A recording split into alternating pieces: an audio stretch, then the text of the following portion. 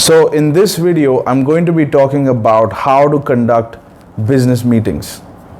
Okay, and these are going to be meetings which are high pressure in nature. Okay, so it could be a big deal that you're working on, or a big client, or a big transaction, and you really want to, and you really have this meeting and you're really nervous about it. So initially when I was starting out, I hadn't been in a lot of business meetings by myself. I mean, of course, for a couple of $1,000s where the stakes are low, but when the stakes become very high, it's every minute is important, and every word that you speak needs to have value, and you have to be perceived as someone serious, as someone who has some value to offer. And these types of meetings can make you sick to your stomach, can make you throw up. I have had meetings where just before the meeting I wanted to puke, and even while I was at the meeting I wanted to, my head was spinning and I wanted to puke. So the initial days were extremely tough, and I think this is the reason why people don't expose themselves to meetings which are high stakes in nature, where you will be expected to deliver on your promise, and the stakes are high, and the people that you are dealing with are high powered individuals, people who are in positions of authority, and people who don't have time to waste. And I once had a meeting that I did with a CEO of a company that was owned by $1 billion group. It was a real estate group, but within their real estate building, within their building there was a clinic, small healthcare clinic. And I went into that meeting. I wasn't very experienced at that time, and but I was still making the calls and I was taking meetings. And I saw this CEO, and I said that, can I speak to the owner of the company, because you're the CEO, and I want to discuss if this company is for sale. And he said, yes, we are open to business, we are open to discussion. The sale would depend on the price, and I can set up a meeting for you, and the meeting will happen in a conference room, and I want you to send me your company profile, and I want you to send me an agenda. We are not going to introduce you to the we cannot, he said, we cannot introduce you to the owner immediately. You will have to send an agenda. The owner will read the agenda, and based on that he will come to the meeting, and we will have to conclude the meeting based on the agenda. So this kind of structure I was not used to, because I was used to just going into the meetings and seeing, whatever works out, whatever doesn't work out. But this guy was a billionaire that I wanted to meet, and I immediately got nervous, and I said, okay, I'll let you know if I will be coming back, and I left, and I didn't end up scheduling that meeting. So you can get pretty nervous in these situations, and this video is to address that topic. Okay, so let's get into it. So first step is for you to dress for success. Now you want to be dressed in a 3-piece suit, and you want to make sure that that suit is high quality, so that you give a very powerful impression, and you need to have nice shoes, and you have to look like $1 million when you're going into these meetings. And you have to wear a tie and a pocket square. And the reason is because people perceive you in a very successful light, and people perceive you in a light that you are somebody serious. You have some value to offer. I mean, you are there to do some actual exchange. There are many people in the business world, in the corporate world that will take business meetings even though they have nothing to offer. They just want to kill time, and they just want to feel important or just be busy. So and those types of people are known as non-serious people. So you want to make sure that you're wearing a nice 3-piece suit, and you show up and you set up a meeting either in a conference room or a nice 5-star hotel or a nice country club for which the access is very, for only for selected people. So you want to choose a very exclusive location, because when you propose a location, that is you're making a statement about yourself. Okay, so you're making statements in two forms. One is how you look, second is the location where the meeting is. All right, and I recommend taking memberships in clubs which are outside your comfort zone. That's what my mentor recommended. So if you go to Dubai, which is where I am based, there are some private clubs where private members club where a lot of business meetings happen, and I was invited to one of them, and it just creates a very special impression. So these are a few things which are essential to a good business meeting. Second, you want to schedule the meeting a bit in advance, so that again, controlling the perception, you want to make sure that you want to give an impression that you plan things beforehand, and it's not just to give an impression, but you actually should plan your things beforehand, because if it's a high stakes meeting, you may want to prepare for it. I have been offered a meeting the same day, but I didn't take it because I wasn't prepared for the meeting. Maybe there are some documents that I need to read, maybe there is some preparation I need to do, some data that I need to pull out about the person and understand what they want from me and what I can get, and those kind of things.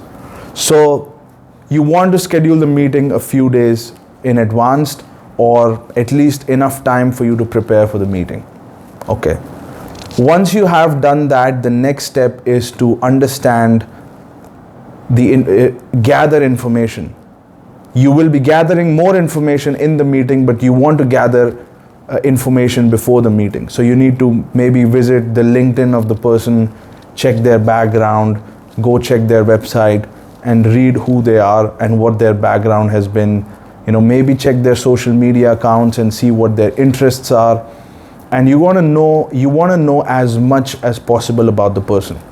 And what this creates is a little bit of a relationship, little bit of a comfort.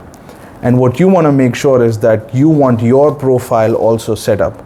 And you want to have a nice picture taken professionally, and you have to be wearing a 3-piece suit. You have to have a nice CV, and you have to have some of your accomplishments very openly showed, so that people can see that you have accomplished something. It could be anything that you have done in your life that you want to showcase. And what you want to do is also take some pictures of those events and post it, because people believe the words less and they believe the pictures more. So you need to have pictures of that so that you have a proof, you have a irrefutable proof that you really did accomplish what you're talking about. So you need to have some pictures over there. And now the stage is set for the meeting. Okay. And you have a good amount of foundational work. The other thing, just to add to all of this in the foundation, is you want to write the agenda of the meeting. Okay, what's going to happen minute by minute.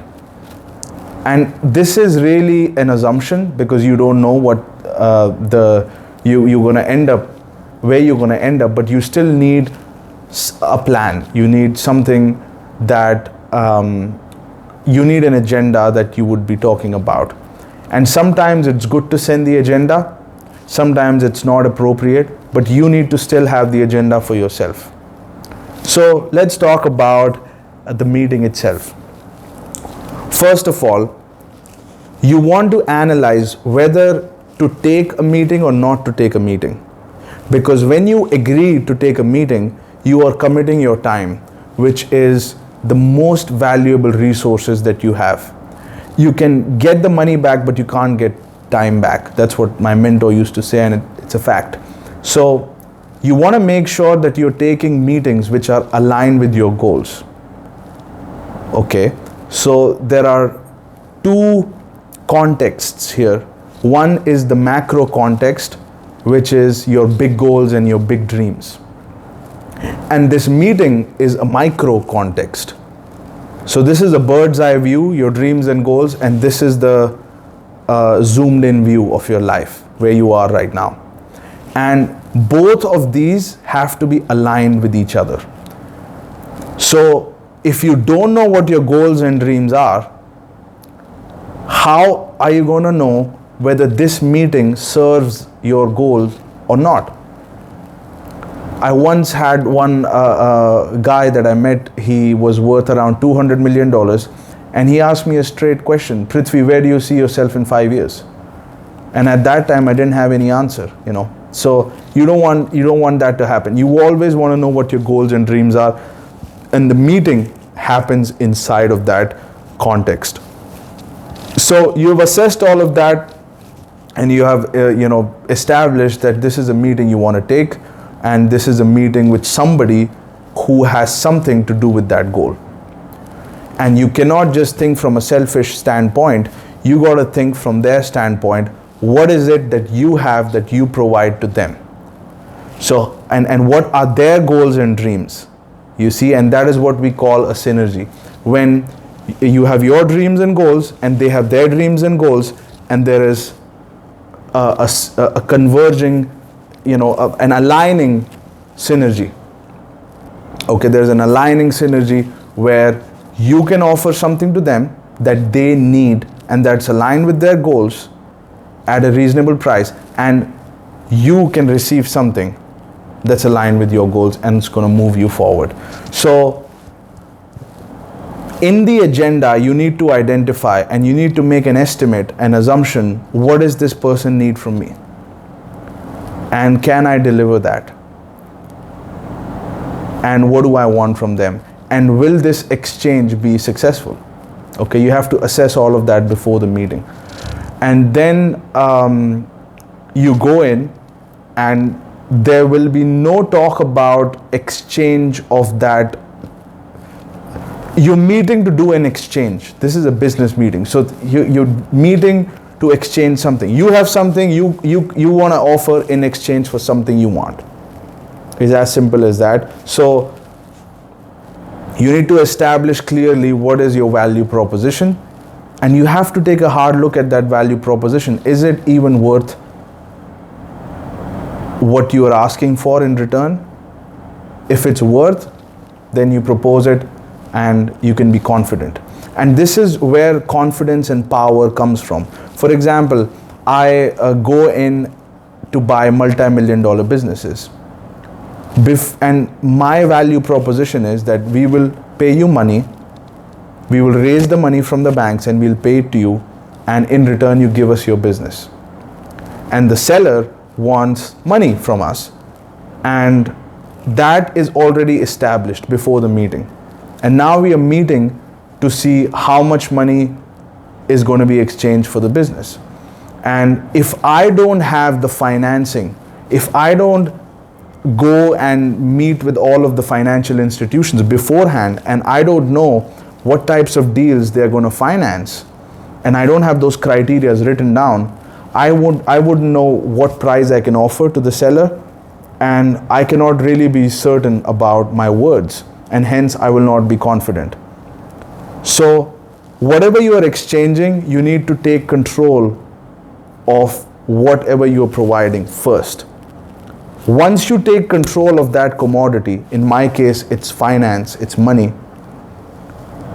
not necessarily in my hand, but I have identified contacts and I've negotiated the terms, or I have understood the criteria. That provides me the leverage to then go in, and my other leverage is the expertise that I have on my board. So using these two leverage, I'm in a powerful position, I'm grounded, and I have something to offer. I have demonstrated we can take over your company, we have the expertise on board, and we have the contacts necessary to raise capital. When I am confident in these two abilities, I can deliver, then I have power in the meeting. Then I'm somebody worth talking to. So before the meeting, I may have to prove this to the seller, to the $1 million business owner. And when you meet, before the exchange can happen, you have to establish what is the value of what I am offering and what is the value of what they are offering.